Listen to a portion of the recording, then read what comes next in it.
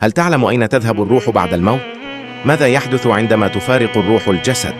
ما الذي تراه في هذا العالم العجيب؟ ومن يستقبلك؟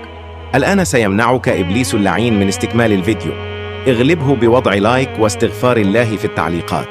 تخيل أن حياتك شارفت على الانتهاء، وفجأة ترى أمامك ملائكة بيض الوجوه كأن وجوههم الشمس، يجلسون منك مد البصر ينتظرون خروج روحك.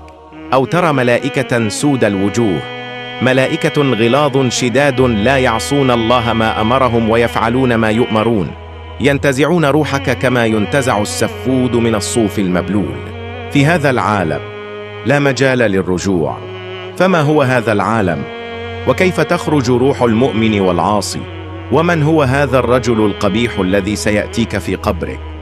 وما الذي سيحدث للمؤمن والعاصي في القبر؟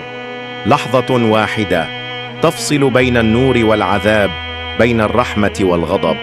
في هذا الفيديو ستعرف كيف تستقبل الأرواح عند الموت، وما الذي ينتظر كل إنسان في قبره. انضم إلينا واكتشف الحقيقة التي قد تغير نظرتك للحياة والموت. لمشاهدة هذه الرحلة العجيبة للروح اضغط على هذا الرابط الآن. لا تستسلم لإبليس اللعين. شاهد الرحلة الكاملة لروح الإنسان بعد الموت لتعرف ما مصيرك قبل أن يأتيك يوم لا رجعة منه.